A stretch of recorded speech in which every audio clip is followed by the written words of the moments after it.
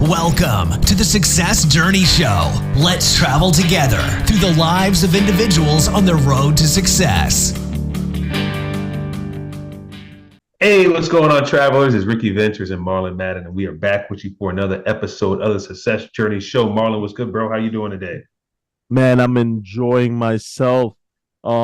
People see me with a beard. They're like, did you get out the military? I'm not in the military. I'm actually, when I'm on leave, what they tell me, I do this thing called terrorism awareness, right? So terrorism awareness tells me that when I'm not in a military setting, I should blend in with the person because I don't want somebody to target my family and say, that guy's military. Let me target his family. So I'm trying to blend in with this population right now.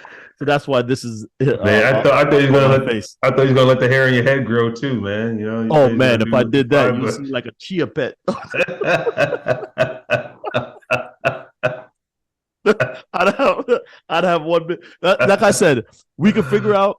And this could be another debate for another time. How we went to remember those back in the day? People loved to grow their hair out on the sides, man. And just keep it around. What's his name? The Jeffersons, right? Yeah, Jefferson. He edged up on the inside of that joint. He cleaned the inside too. Remember Doug Batchelor? Yeah. Doug Batchelor would have his joint, and this is for the Adventist people. Doug Batchelor would have his joint. And I'll be like, every time I see him get up and talk, I'm like, yo, why doesn't somebody tell this Doug guy to shave his neck? I thought you were gonna do it, man. You just grow it out. You know, it's right on the side. Reverse fade. I don't even know if mine will grow like that, right? Because I don't know how. You haven't trained it. I haven't trained it. Imagine me going to my barber telling me, yo, edge up my beard a little bit. Yeah, line up my beard. And when it come up here, just make sure you line right here. Line up right here. He's like, yo, hold your head down.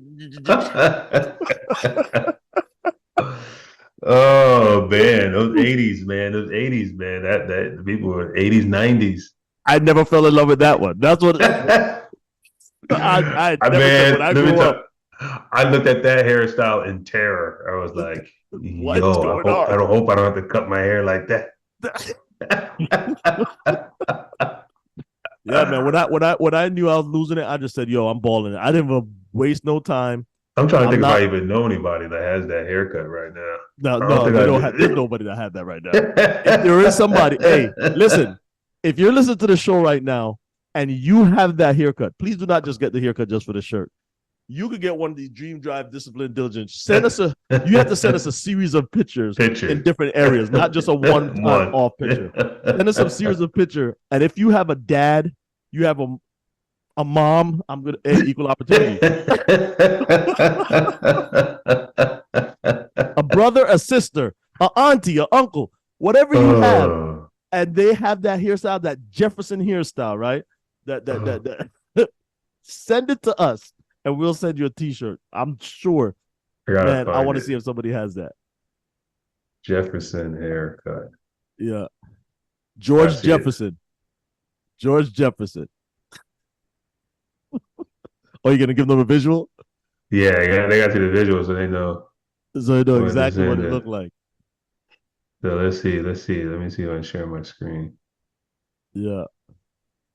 A George Jefferson haircut. While you're doing that, hey Rick, there it is. Here we go. There it is, right there. That's what we want to see. That's right there, right? I should have grew my hair and showed them a visual, Rick. Yeah, that's it. You're not serious about the podcast, man. Yeah. I got to be more committed. Exactly. Yeah. Well, go ahead, man. You were saying something. No. I put out something. I let it fly on all these writers or actors or whoever is striking in Hollywood, because I ain't following it. And I was like, hey, is anybody's life significantly changed by these guys striking?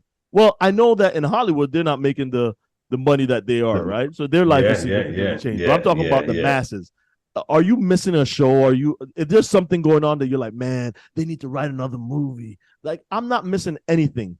And in the circle of life, what they're doing is not that important. Sorry, guys. Hey, if you're in Hollywood or you're an actor, writer, producer, whoever entertainment. You are, it's entertainment. That's it. Entertainment. And it sounds. Stop crying and telling me that we need to strike with you and say more in order for you to get more pay or whatever the situation is.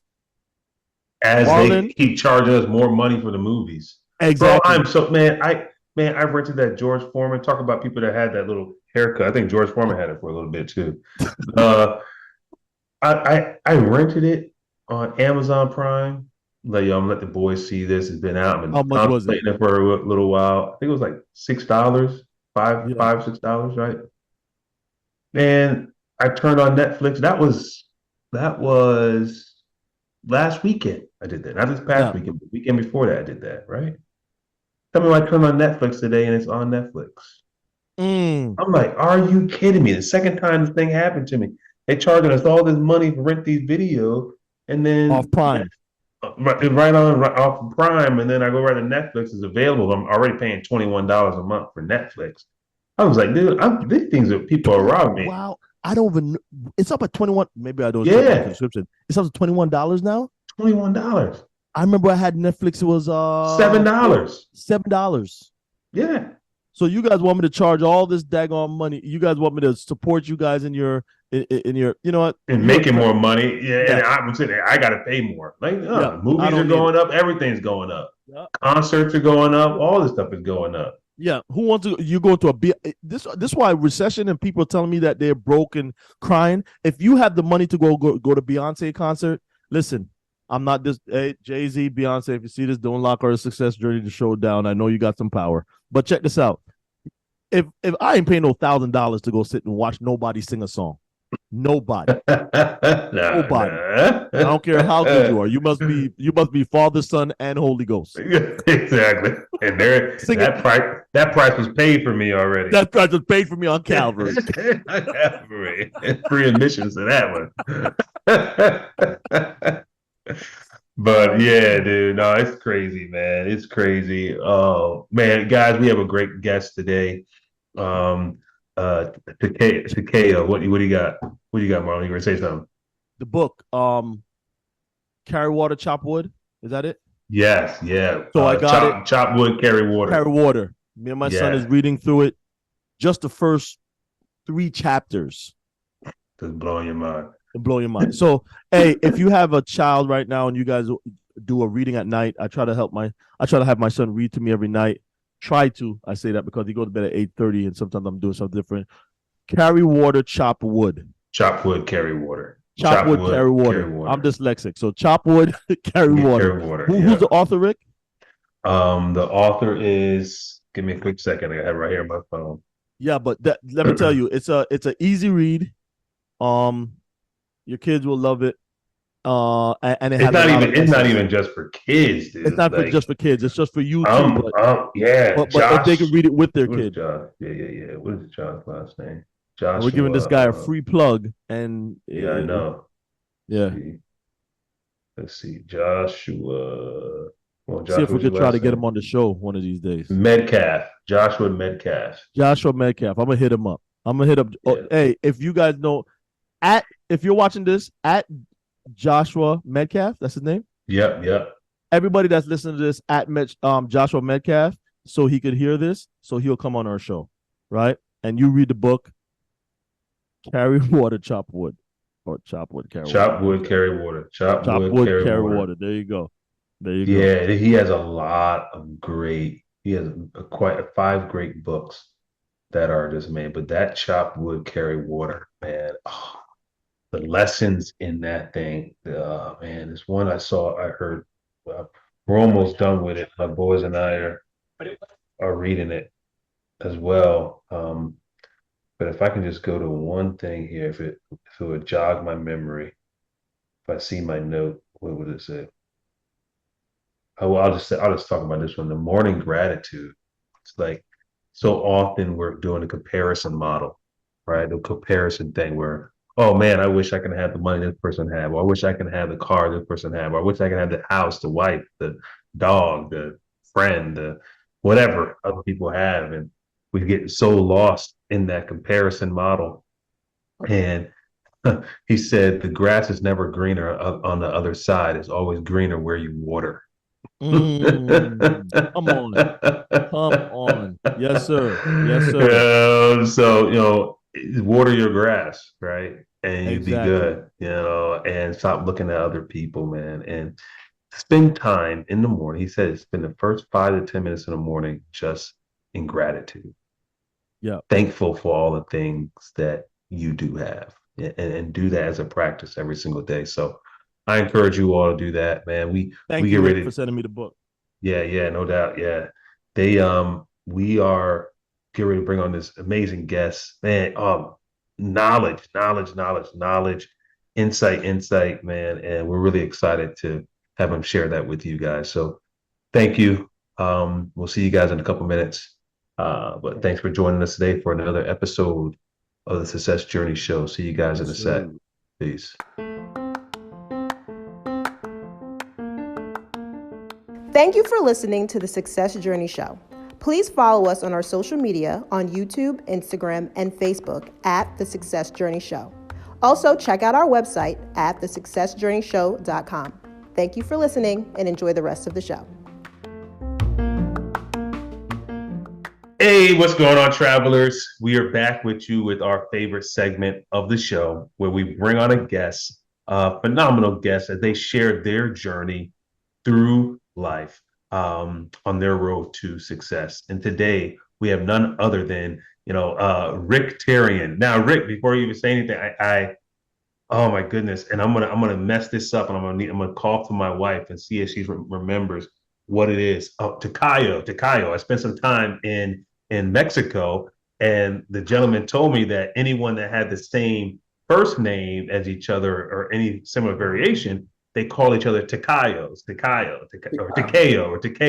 Okay. So we are Tocayos here. Mr. Tacayo. Yeah, Tocayo, and I don't know what they He's call people smiling that have out, similar right? hair. Yeah, well, no, I don't know what they call people that have similar hairstyles, but We're giving you a word for that one. yeah, We just call ourselves brothers. yeah. There you go, brothers. There we go. Thank you, Marlon. I'll take that. Oh man, so yeah, traveling. We have Rick Terrien here with us, and Rick, why don't you share with our listeners just a little bit about yourself? Sure. Well, I'm surprise, an older guy. I've been an entrepreneur my entire life. I started out when I was in grade school. I worked my way, and I did it in high school. I started a business in college with a bowl full of change on a dresser drawer. That business went 25 years. It was still, when I sold it, it was still going at 40 years. I'm a tinkerer. I hate seeing resources go to waste. And after I sold that business, I started another one that was in a completely different field. And it was to go after reclaiming oils and pollutants from industrial wastewaters. And those were atmospheric pollutants that were going up the smokestack and as carbon into the atmosphere, and just millions of gallons of oil wasted out of waste streams from these big industrial factories. Now, this is dated, right? It goes back to the 70s and 80s and 90s and into the early aughts. But I was able to, so I had some good friends at Harley Davidson, the mothership for Harley. And they had this problem that I was talking about, all this oil contaminating the parts and yada, yada, yada. I went in, long story short, was able to fix that problem, stopped all the carbon going up the smokestacks, fixed the bikes. I think every bike that Harley Davidson's built since 1998 has gone through my equipment. It was a really fun run. I got to learn about intellectual property, all the versions of that. I got one patent, then I got two, and we stopped at 14 patents. It was our equipment. We did it with only 4 people in our company, and we won this Fast Company magazine award called the Fast 50. It's now called the 50 Most Innovative Companies in the World. We did it with 4 people who just wanted to solve a problem and help people. And it was the ride of my life. I just enjoyed the daylights out of this thing. One new product of the year for the whole United States. Wow. And I'm not an engineer, and it's still working. That company is 25 years old this year. Mm. And I'm very, very proud of it. My partner and I left at 10 years. I'm not a very good employee, I've learned. I'm That's not very usually good at what a lot of things, but being an employee is one of those my weaker points. So I've gone back into different forms of entrepreneurship and in different markets. All of them, I keep ending up in different markets that I don't know anything about. Mhm.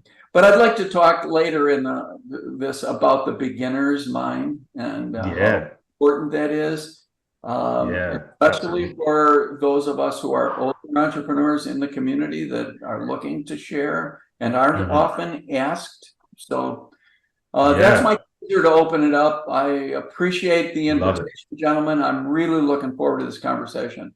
Man, Yes, it's an sir. honor to Yes, have sir. you, and we are extremely excited to really dive into this. We're going to learn a lot. I'm going to pause right now and say, travelers, take out a pencil, pen, notes on your phone. If you're driving, make mental notes of where to stop or go back to in the podcast because this is going to be power packed. Trust me, this is for you. So, you said that and you've been an entrepreneur your whole life, Yes, right? sir. You said, hey, what was your just what's the word? Not amuse us, but I'm lost of words right now. I'm context switching over and over this whole evening. But anyway, Sure. so what? Just amuse us and say, what was the first business that you had here? Well, and it actually, I'm coming up on my 70th birthday, and my very first Hmm. job Mm. influenced me significantly. Yeah. So I grew up outside Chicago, and in seventh and eighth grade, and I think into the first year of high school, I used to go ride my bicycle down to the news agency, and I owned a corner, a busy corner, North Avenue and Mhm. 83 out there west of Chicago, if anybody knows it. And Mhm. I would get the Chicago Sun-Times back when that was a thing, and the Chicago Tribune back. This is both when newspapers were a thing. Yep. Yeah. And I Right. would get they'd jump in a Jeep, and the guy would drop you off at this corner before the sun even came up. This is during the summers, not during school. But you got if every paper you sold, you got 2 cents to keep plus your tips. And I learned really quickly that that value added stuff of the tips really is what was important. So the stoplight would happen, and you'd grab this Sun Times and Tribune and run down through all that 1960s pollution. And you'd see somebody waving their arm down, 20 cars up, and you just run like hell to get there because he might not only give you the 10 cents for the newspaper, but he'd give you 10 cents for you to keep. And that's Mm. where you made your money. And I've always, right now, when I'm starting things, I'm thinking, where do I get that little bit of value added? Because Mm. what's the little bonus that makes it really valuable for somebody that they're interested in you? And that was really fun. And I don't think parents would let their kids do that now. Yeah, yeah, yeah. I had a paper route. I also had a paper route when I Yes, was younger. sir. I Yeah. had a paper route when I was younger, and I remember in the winters I would cry while I was going through it. But Yep. what kept me running that paper route? My grandmother would wake up with me Wow. and she would go with me. Oh my gosh. Oh my Yes. gosh. Yes, my grandmother would go with me in that paper route.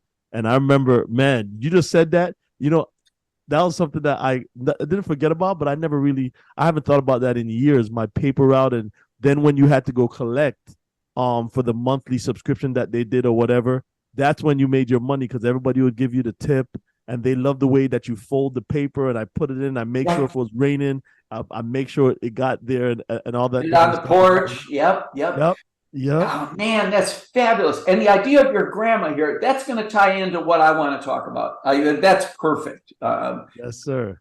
I Yes, love your sir. grandma, by the way. Yep, yep, yep. Great woman, great woman. But what sparked your interest for entrepreneurship? Because especially building companies, 70, well, let's say, 55 years ago or 60 years ago, what was a thing. But what sparked your interest in entrepreneurship? I was surrounded by it. I think I was an outlier in most, 1950s and 60s. Most parents had corporate jobs. My dad was starting his own business. My grandfathers both had their own businesses. My mom, my grandma had little small businesses. In most cases, these aren't the kind of businesses that get onto newspapers and magazine covers, but they're profoundly valuable for the people close to those folks. Correct. And I was lucky enough to be one of them, and just saw that, all right, some days are good, some days are bad. Overall, you're beating the system by not having to join it. Talk about that. That some days are good, some days are bad, because a lot of people they get into entrepreneurship and it's like, hey, working for myself, I'm on my own schedule, doing my own thing, but they don't realize, I was talking to a group of people today, that 9 to 5 mentality that a lot of people have, like that doesn't exist in the entrepreneurial world, right? It's yeah, you're not working on the clock at 9, I leave at 5, like that. Yeah. Someday I might have one of those, but Yeah. I don't think so, and I don't aspire to it anymore. No. I never did really aspire to it, and it is not for everybody. That's a good thing. Yeah. There's some people who are fit for those corporate jobs, and it's fine. But if I'll pause at that point for just a second to say that anybody in a corporate job needs to have some entrepreneurship on their CV and their resume. That's all that anybody's hiring is people that can add new value to things, even if it's in a corporate situation. So one eye on this stuff as you map a career is a worthy effort, in my opinion. Yeah. Now, you said something in the beginning of and I don't want to. Let's not. This show is not going to be the typical just your journey. We also want to talk about some different things in terms of entrepreneurship, the different facet of entrepreneurship, and actually the starting. You said something that's very important when it comes to elderly people. I won't say old. When you say it's second half of life. Second half of life. People going through the second half of life, right? People going through the second half of life. We tend not to, they don't know what's going on. It's technology. They're outdated because technology's is too much for them, and all these different things. What is your experience in the entrepreneur world and running into different people? You being an entrepreneur your whole life. Going through Harley, your first company. I don't know if you didn't say exactly what it was, but then a different field going into where you were catching the carbon and all that kind of stuff coming out the stacks. Yep. So talk about your journey through all that till now, what you have dealt with when it comes to entrepreneurship, and how did it translate from back then all the way till now? Well, sure. And let me be a little contrary with my answer. Is that we're sold a bill of goods on what entrepreneurship is. I mean, we got to be on the magazine cover, and it's usually young white guys, and there's babes in the background and mountains and all this fabulous stuff. Cars and it's got fancy cars, and we're doing all this venture capital stuff. Well, 99% of us don't do entrepreneurship like that. It's just it's a false choice. When you look around the communities we live in, I'm here in Pittsburgh, and I'm working now in a nonprofit trying to develop small food companies. And you look around, and there's older people that are starting barbecue stands and fixing bicycles. And I got a woman who's a dear friend of mine who she's an older lady. That's where my focus is going to be now in the second half of life entrepreneurs. I wrote a book about this stuff called Ageless Startup, Start a Business at Any Age. You can get out of the library. And you can read the first important part for free online on Amazon. Wow. But I've got a friend who's an older woman, significantly older, She started a business when she was a kid. She didn't know she was starting a business. She came from 12 kids. She was the one right in the middle. And there was hand-me-downs and hand-me-ups going all different directions with her clothes. She learned to take clothing apart and repurpose it and put it back together in a new way, just to keep herself going to school, right? And now here she is at 65, going on 70. She started a business, and people come to her with grandmother's wedding dress or grandfather's tie collection. And it's been moldering maybe, in a bottom drawer. Nobody's going to throw great grandma's stuff away or grandpa's stuff away. And yet it's really valuable. But what do you do? Nobody's going to wear a tie. They're not going to wear that wedding dress again. She takes these things apart and puts them back together as baptism pillows, Christmas ornaments. There's grandpa's ties now that people have heirlooms to last forever. Guys, she has two things about her that I want to say is that her mission statement for her business, and she's a one-person business, right? Yeah. Started this business about when she was still in a cubicle job 10, 12 years ago, high pressure, a lot of government contracts. I mean, just brutal stuff. And yet people were saying, can you help me with my grandma's thing? And she rode that into it, built up her customer base. When she's ready to retire, which just happened, she's got a 3-year waiting list of customers. And a 3-year waiting list of customers. Wow. And also her mission statement, which I don't want to forget, is that she makes her customers cry. Every one of them does. And so here's a simple skill that she learned, helped her community, helped her family, doing small things. Is she going to get on the front page of a entrepreneur magazine? Yeah. No. Is she at the university small business center is going to, hire? No, you want this stuff to get them all on. I don't want to be pejorative here. I don't want to be negative.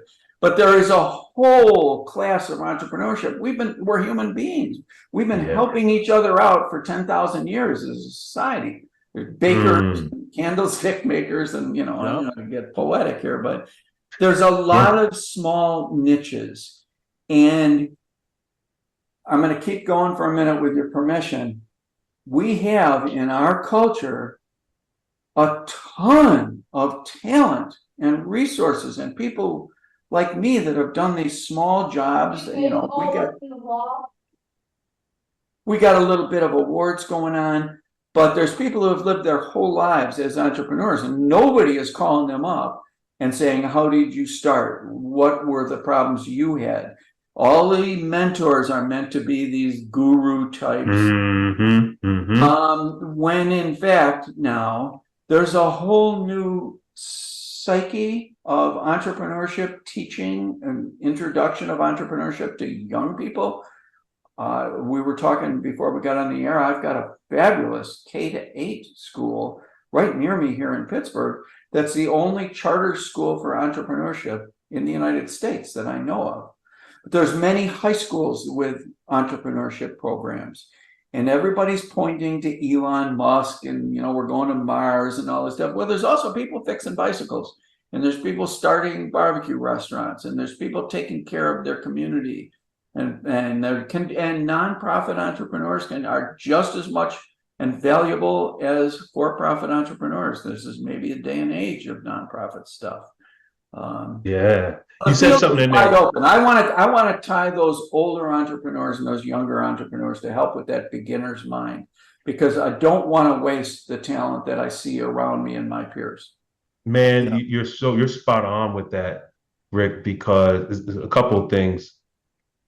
One, the experience and the wisdom of what older entrepreneurs have gone through, the beatings, the toil, the ups and downs of their roller coaster ride multiple times, being able to share that with the younger entrepreneurs to paint the true picture of what this entrepreneurial journey is. Like, one thing that Marlon and I, we started this podcast because everywhere we looked online, there was this glamour of Right. I'm making it, I'm doing it big, I'm gonna sit at Got a the jet. blame. Yeah, I made it. I'm sitting at a private jet. I got the bling on. I had the car. I have all this stuff, like just material stuff, material stuff, material stuff, material thing. So whether that individual believes it or not, that that's what it's all about, that's what they're portraying. And now people, when they see that, they're being programmed in their mind to think, Right. okay, entrepreneurship, oh, I should be able to start selling a product today, and then 3, 6 months from now, I'm buying a yacht, Yeah. right? If it can only go viral, right? Yeah, you want to go viral. That's what we're counting on. Everything going viral, Exactly. So it's difficult. So I'm loving what you're saying of bridging that gap of really, because you have, in a sense, in the corporate world, you have that transfer of knowledge, that transfer of understanding of that journey and what it does, right?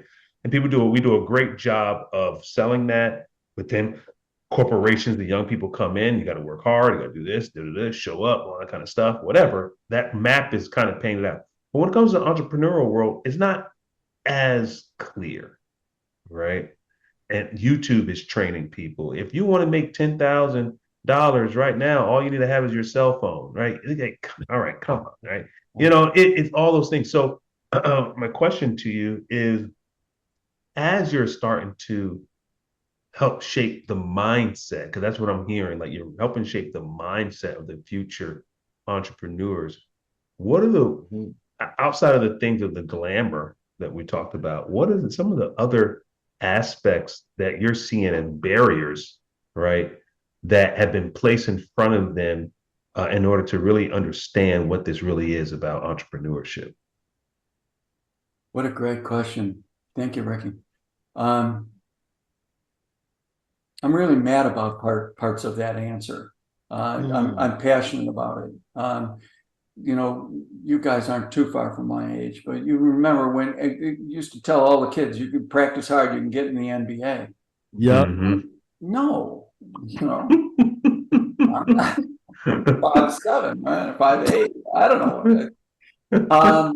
But the fact that if you switch that and you said to these young people, you can play basketball your whole life, and you can be healthier, and you can feel better, and you can meet people, and you can help raise money for good causes by playing basketball and learning, it's that setting of expectations. And there is not one single thing wrong with being a 1 or a 2 person business. Here's a statistic. When I was writing that book, it was really interesting, I thought. This was pre-pandemic, but it's probably close now. There was 32 million businesses in the United States. I think, that's pretty cool, right? Of those 32 million, 25 million, 78% of the total were 1 person businesses. U.S. Census Department calls them in sort of a sneering technical way, non-employer businesses. They don't really care about you. They just want you to hire people. That's a separate branch of this conversation. But to start and run a 1 or 2 person business and then be told, well, you're not much of a success. You don't have any venture capital behind you. Or, Marlon's got his grandma riding along, telling him what to do and helping him out. I mean, that's not a paid gig, but that's a mentorship gig. And if we could take all of the Marlon's grandma and all of the rest of these older entrepreneurs that have been fighting in the trenches for years and years and years and coming out alive with it, let them communicate with those younger entrepreneurs that are coming up. Maybe not the ones that are looking for money, but maybe the ones just thinking about it, like we're training in these entrepreneurship programs, not the university types and the fancy business schools, but in the high schools around the country. And maybe, as my model here, the Penn Hills Charter School, maybe it'll start to get into the grade schools. And now we can take the older perspectives. It's imperfect. Nobody's trying to sell anybody anything, but become that mentor, non-paid mentor, but an honest mentor. When I was growing up, they called it not a board of directors, but a kitchen cabinet. Mm. Wouldn't I love to have Marlon's grandma as a kitchen cabinet? Absolutely. I wish I had that right now. Yes, yes, we've lost. It's the spin, and just like Ricky said, this whole we're not travelers. We're not being negative. We're just saying what is the facts, as we like to say. The young people like to say. We're just speaking the facts. The facts is that a lot of businesses that start up now, especially with the young entrepreneurs, it's just for the glamour to say, "Oh, I own my own, I do my own," and they want to have all the accolades of being that business, but they don't understand what it really takes to run the business. So when they come to those roadblocks, like Ricky's talking about, they don't understand it, and it would be great if we have those Ricks that's there that say, "Hey, when I started my first company, however many years ago, and I was running it, I ran into this problem. I ran into this problem. This is how we worked about it." Yes, we have a Lean Six now, or we have process improvement now, but there's process improvements that was back then. It might have been different. Like you said, things change within the industrial complex of what we're doing, but we still have the same things. What are you doing, like with the bridging of the gaps? How are you equipping those second what we could call the elderly people, the second term of Second life, half of life. second half of life people? How are you equipping them to even being able to translate that to the younger? Because now that gap is there, and they have to learn how to speak that younger person language, and that younger person has to learn to understand that language. How are you teaching the older entrepreneurs to talk to the younger entrepreneurs? That's fabulous. So I'm like a translator. I've set up a nonprofit. I got a killer board of directors for this, and it's a one-person operation, me. And yet the ability to get in, and with my background as a working entrepreneur, if somebody's going to try to blow me off, Ricky and Marlon, they can try and they can do that, and then I don't want to deal with them. But I can get through by talking about this idea of helping a beginner's mind and translating entrepreneurship into a community-based service for people. I get anybody to take my calls in that older half of life, in that second half of life. And the board of directors I got is just shockingly good. I wouldn't have called them when I was a young person. I would never even have thought of calling them a young person. Now I just call them up and say, "Hey, what are you doing? I got this project. I need your help. You don't know me, but." And then to the young people, what we can all say is, look, we'll find a person, we'll find a woman, we'll find a man, we'll find somebody with different traits that you want and need and appreciate.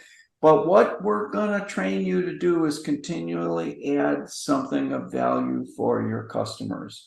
You can't just say, "Oh, I'm going to buy this formula franchise thing," or "I'm just going to start importing this thing from China and add, 90% to it." This entrepreneurship is a continuous. If you follow this community mode, and that's not all of it, it's my shtick here. You follow this community mode of entrepreneurship, then the way to succeed, and all of these people that I'm wrapping around me in the second half of life will say the same thing. You need to bring value and goodness to your community. And that's the way you survive. Well, the money will take care of itself. You'll need to shepherd that money. But the first things first is value to the community. Value to the community. That right there is significant in itself. For whether people might look at it, whether you're doing a for-profit or nonprofit, bringing that value to the community that you are defining that you want to serve is critical, right? And a lot of people, they go into this where everyone wants to be the Steve Jobs, meaning that they want to tell you what the value is to the community, right? It's not, and they don't want to listen to what the community has to say, what they need. They're like, "No, I'm going to give you an iPod. I'm going to give you a special hamburger wrapper to wrap the hamburger after you buy it from McDonald's. You can have it so you keep your hands from getting messy. I don't know. I don't know if that's even a thing. I'm just saying. I'm just saying, right? Versus like really listening. How do you talk to those individuals that are? And I know you're talking to more seasoned than in the younger ones, but even along your journey, how do you talk to those individuals that had that mindset of, hey, I have the best thing since sliced bread, without getting validated? Yeah. And that's a very unique personality type, and people get that. And you're bringing up the Steve Jobs thing. That you don't know if that's a direct metaphor here, but most people think of I'm going to go back to the value proposition. Most people think of entrepreneurship as a way to get value to themselves. Right? How am I going to do this? Then I can be on the cover, and I can have the yacht, and I can have the babes, and all, or the men, or whatever it is. That doesn't work. That's not sustainable, because somebody else is going to come in and have more value, something else. What you need to do is to produce value for others, not yourself. That comes, Yeah. And now, I'm well into the second half of my life. I don't have a lot of money, but I have one hell of a community around me all over the world of people that I've met and know and love and trade with and barter with and talk with. And I see, especially in that second half of life, all of those people really want to contribute. They don't want to be left behind. And we're not making any avenues to capture that knowledge, to capture that insight, those decades of experience, because we don't deem them as something that's going to get 1 billion likes on social media. Yeah. Ooh. Man, go ahead, Marlon. Yeah, the military is starting to figure out that, the 20 years you could retire, 30 years you're forced to retire unless you are some kind of officer that's you're the commandant of the Marine Corps, or you're the Joint Chiefs of Staff, or whatever you are, in order to stay over that 30 into that 40 years. But typically, a lot of people come out, if you retire, you retire in the 20 years, a little bit over 20. And what they're figuring out is that at that 20-year mark, that's when you honestly start figuring out how the Marine Corps really runs. Right. Well, and that was, Marlon, thank you. That's a setup for the origin story, my origin story for starting this little nonprofit I've started now. It's called the Center for Ageless Entrepreneurs. I was consulting about 7 years ago to one of the largest trade organizations in the country. And it was in food. And I walked into their annual trade show, and here's this vast array of bankers, and in this case, trucking and genetics and maintenance and just every flavor of this industry. And then I looked, and they were all doing it together. The trucking company wasn't doing anything. The genetics company wasn't on their own, but together they had built something significant. Now get this. Then I look out over my other shoulder, and here's 6 or 7 or 8 people out in the lobby, shaking hands, hugging each other, saying goodbye to one another. They'd hit an age on somebody's spreadsheet that said they had to retire. And they're walking out the door with decades of experience. They had just built this magic thing that I was admiring over my other shoulder, and we're sending them out the door with a watch and a goodbye. It's just stupid, right? That's an entrepreneurship thing. You look for resources that are unused or are in the wrong places. As a Buckminster Fuller used to say, pollution is resources in the wrong places. Well, here's older people that are resources. Just like you're saying with the military there, Marlon. They can recognize that there's value ahead. That can be a very forward-thinking organization. They got a lot of science in that group. But the industry is slower to catch on, and they're still moving people out the door. Well, I went and proposed to them, and only partially successful, but saying, why don't you keep those people on instead of kicking them out the door and have a non-compete? You can't do anything that competes with us. We're the mega corporation. You stay out of our business. What if we had something like a please compete? And they put those people on half salary and maybe a little bit of benefits. And those people could go out and take some part of their industry, in my case, that was food, and go into a neighborhood that they've always wanted to work on, or go into a part of the industry that they'd always wanted to work on, or go beat up some suppliers and make them join up together. That individual could be so powerful. The information they would bring back to the mothership corporation, you couldn't buy it for millions of dollars. And here we're just extending the useful, valued life, appreciated life of people that they've already invested in. But no, I think that's asking too much. Yeah. Wow. And I think a lot of people are looking at the retirement, because now if I have somebody working over 30 years, do I give them their full benefit package or whatever the situation? I don't know why they decide to just kick somebody out the door when they're a wealth of knowledge. Of course, we'll have to. I think there's and I'm sure you thought about it already.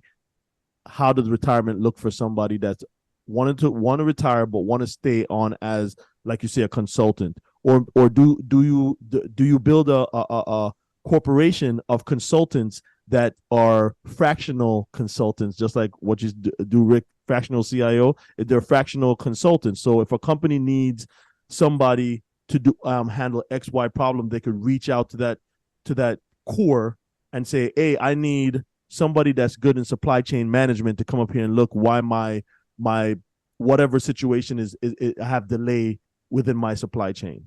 And that person would have knowledge to know how supply chain work, and over all the years, and they can make actual phone calls because they have connections with those people in order to fix that. So I think that there could be a lot of value added when it comes to that. I'm happy that you're actually thinking about that, because there's some people that retire that they don't want to stop working per se, right? They want to be somewhat flexible, but they still want to be able to value add. They want to build a community, like you're saying, and the value is their community. Right. But I think that's, and this is hopeful on my part. We're in an early stage, but the Center for Ageless Entrepreneurs, if I can bring that group together and they don't know one another prior to this, and somebody's good at supply chain management, somebody's good at video game development, somebody's good at human resources, well, then a company can call in and say, I'm looking for fractionals, employers, and this group could come in as a team. And then all of a sudden, 6 months later, the HR person isn't needed. They can go back to the pool. And maybe 6 months after that, the supply chain manager has trained enough people in the new organization. Now you can start to really use those folks. And frankly, people that are 60 and 65 and 70 years old, me, don't want to work 70 or 80 hours anymore. Frankly, even 40 hours. No, I got a grandbaby right over here. I want to goof around, but I want to continue to make a contribution. I have a lot of things I can, and I'm not alone. It's not just me. There's all the people of that generation have learned a ton. A whole bunch of them are going to want to just go golfing and whatever the hell they do. But actually, here's the thing. There was 100 million people in the United States just before the pandemic that were between 45 and 65 in the US. 25% of them, that's not the whole bunch, only 25%, a quarter, said that they would like to keep going and start something else, their own business. When you think, oh, well, that's 75%, or we're not going to make it here. 25% of 100 million people is 25 million entrepreneurs unleashed to help the communities they live in. Well, find me something wrong with that.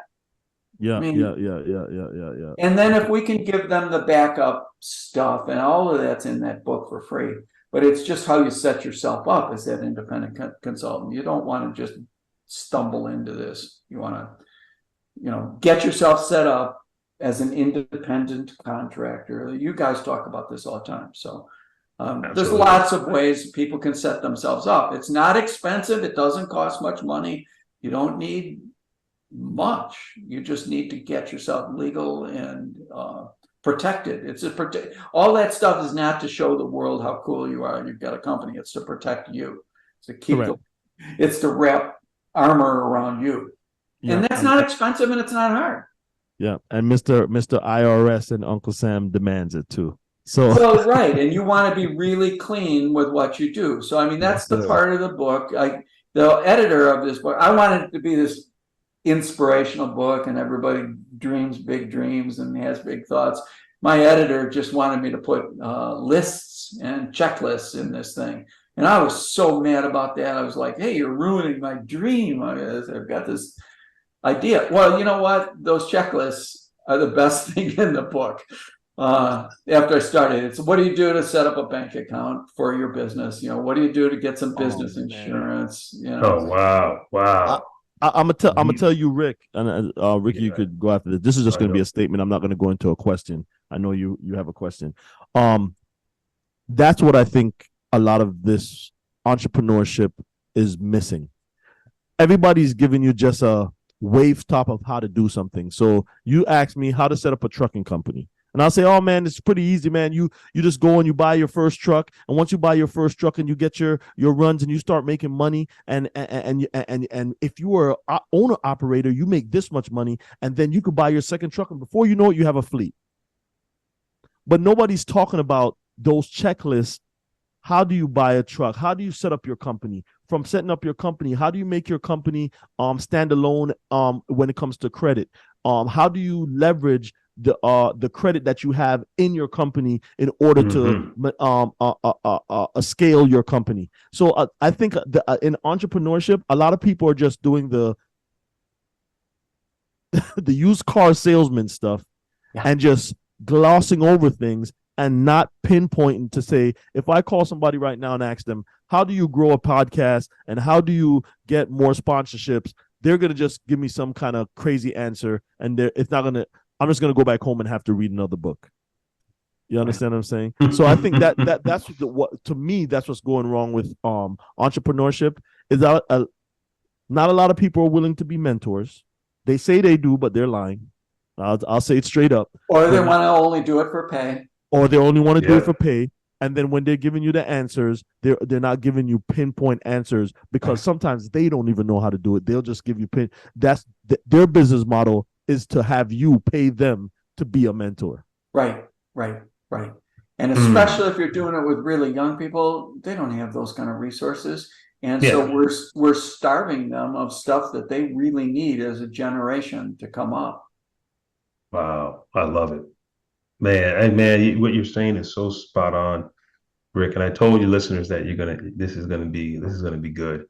And why it's good? It's just near and dear to even mine and Marlon's heart, as we have been journeying on this road for some time ourselves, and being able to talk to someone that's seasoned in this. From what I'm hearing from Rick, he never held a actual regular job, or he may have, but he's been an entrepreneur all his life. Terrible at it. Yeah, unemployable, right? Right. Yeah, and I hear that term so often in a lot of great entrepreneurs, and but Rick, there's some people out there that they hear entrepreneurship, they're frustrated with what they're doing every single day, and they just they know there's something different for them. And I know you mentioned your book that you wrote, that becoming an entrepreneur at any age.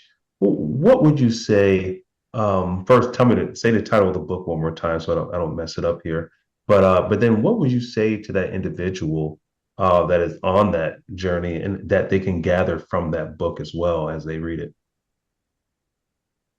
So the name of the book is Ageless Startup: Start a Business at Any Age, and that's on like everything on Amazon. You can get it from independent bookstores too. You can also get it for free from the library. That's what I do. Will you buy your own book for free in the library? No, I no, want no. to make sure it's in my libraries, but I tell everybody Yeah. I don't need the money from a book is insignificant at this level, but it's, you know, a few cups. Yeah. Yeah. On the other hand, Ricky knows. Ricky has a book. I know. I got 2 books out there. yeah, Yeah. but the ability to use them to share, leverage what you've said, and share what you want to share to a community that you want to help. And that's the help business. And it's finding something that you love, that you can continue to add value to the communities you love, the markets you love. It isn't necessarily following your bliss, right? You can follow your bliss right off a cliff. You know, that's pretty easy to do. Very easy. It's finding, you know, how you put a circle around this and make it sustainable. It doesn't have to be, again, I'm back to the start, movie, you know, magazine covers and, you know, big deal interview stuff. You can live a life of service and contribution to your community. And by taking care of that community, they'll take care of you. Maybe you're not going to get rich, but maybe getting, you know, you need enough money, obviously. I don't want to be willy-nilly about this, but the business of chasing the big money and getting the bling and the yachts and all of the magazine covers is, that's a false narrative. That you don't even feel good when you're in that mode. Where you feel good is, you know, Marlon picking up his grandma, and she's feeling great about that. She gets to help Marlon, and gets to help a young person. There's versions of that, just slightly different stories, but all the way through every community in the world, but certainly every community in the United States right now really needs it. We're a capitalist society. It's a way up and a way out, but more importantly, it's a way to protect yourself. Nobody can take that job away from you if it's yours, and the community's not going to let somebody take it away from you. But if you're out trying to, you know, build it up to the next thing and sell it to a developer, or get some venture capital in, and buy a big pool, I don't know. That there's plenty of books on that stuff, but I don't know. I don't know anything about it. And I don't Rick, I don't know if you know I don't know how much you know about rap, but there's a rapper called 50 Cent. Yeah. Oh, okay, all right, good. Yeah. So 50 Cent did a interview the other day, and he bought Mike Tyson's house. Huh. So he said that he went on tour, didn't have a lot of money, came back off tour. He had $38 million in the bank. When his album first hit, Get Rich or Die Trying. Then he said he bought Mike Tyson's house. The first thing he said he was in the house. He was like, there's like 14 bedrooms. How many? It's just a grandiose old big house. And he was saying he sold that house and gave the money to charity. Because he's saying, why do I need this big house that I don't even go on one side of the house, because I only can live in one spot. I only go to one living room. I only use one kitchen. The house I think had 4 kitchens. And then he said, I have a yacht. He said, I don't have a yacht. If I have a yacht, it's parked somewhere. I have to pay for the slip for it to be parked, for it to be on the water. It takes how many gas to go here, there. I'm usually always working in terms of he's either a tour or some kind of film or something. He says, I don't need it. He said, and what happens is, he said, there's a guy, this is 50 Cent that has all these millions, is saying there's a guy that has a 1-bedroom house that's happier, just like you said, than the guy that has the 14-bedroom house.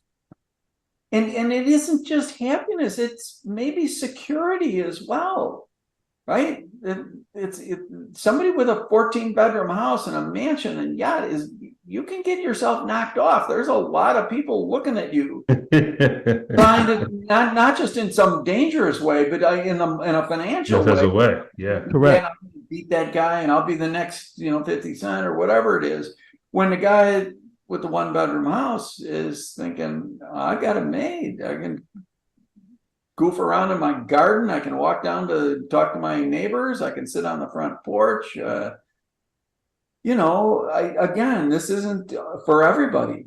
And yet, when you look at, 10,000 years of human civilization, that's mostly what we've been doing with one another, other than fighting each other. But when in between fights, we're taking care of each other. We're baking bread. We're, cleaning the streets. We're building houses. Right. There's a lot of ways to reframe this discussion that I think putting older entrepreneurs together with younger entrepreneurs to help train those beginner minds, at least to give them the option, that's a worthy goal. Yeah. Yeah. Man, you summarized it there, man. It and it's a beautiful because it's pure, right? There are people that their goal in life is to make as much money as they can, right? And it's fine. And that's fine. That's perfectly Let them go. fine. Yeah. Perfectly fine. If Yeah. it's legal, I'm in. Yeah, yep. It's perfectly fine. And other people don't want to make a lot of money. Other people just want to have impact. I hope I'm okay with saying this at this time, and it doesn't mess up anything. But I was asked to. I'm not going to say the name. That kind of want to mess it up just in case it does.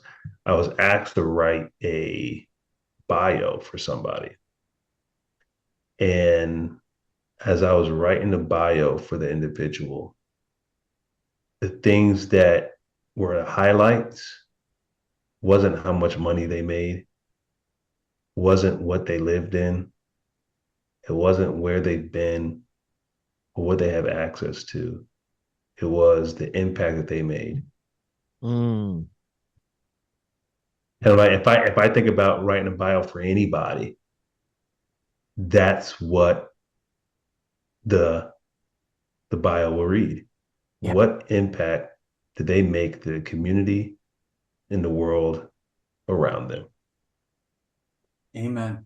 And so as I'm listening to you right now, what has been lost, and I'm very happy that you have found that lane to kind of walk through of bridging that gap of sharing with the younger generation. Hey guys, this is what entrepreneurship is about. This is what life is about. And this is how you can make a difference Right. in the world. Yeah. I got an award about 4 or 5 years ago. It's for older people still doing stuff. And I stole the tagline from them, is that making a difference is ageless. And and that can be young or old or anything in between. But Ricky, you just summed it up, I think, beautifully, is that it is an impact, and how do you make that impact? And here's all of a sudden this subset of capitalism that we all live with and we all have access to build out ourselves a platform for making an impact and making a difference. And it doesn't matter if you're a kid or you're an old person, somebody in between. Ones in between, that's a little more complicated. People are raising kids and they got mortgages and all of that. Yeah, stuff. you got to make that money. That's where I'm at. But this idea of utilizing this vast knowledge pool and experience pool and helping the beginners' minds with it, I think that translates to everybody in between. We're all going to get older. Why not think about it? I tell people if they should be thinking about this when they're 45. They should be starting it when they're 50, and they should be doing it when they're 55. There you go. Love it. Yeah. Before you wrap, Rick, I'm gonna tell you something. One thing, Ricky, I'll say Rick. before you wrap, Rick, I see you're drinking out that Yeti. Yes, sir. Right. And I see you drinking out that Yeti, and I was thinking, how can I make an impact in your life? How can I change Rick's life? And I'm saying, stop drinking out of a coffee cup. No. I want to send you. You can't see it here. The Success Journey Show cup. What an so honor. right after this, Right. Well, we're not going to put your address on air because we don't want nobody to knock you off, like you said, with all that money you got over there. What we're going to do is we're going to send you a success journey cup, a success journey coffee cup. You could, so right after I'm this, we'll honored. get you that, and we're going to send you one of this, and I think this will make a little difference in your life. I'm honored, gentlemen. Thank you. It's truly a gift. I follow what you guys do, and I'm excited for the work you're doing. You're plowing new ground. You're reaching out to people that normally are not going to hear this stuff, and that's valuable as hell. Thank you. I appreciate it. And I'm grateful for this invitation, guys. No, thank you, man. Thank you for gracing us on the show. And we've done a lot of reflection. We've done a lot of sharing.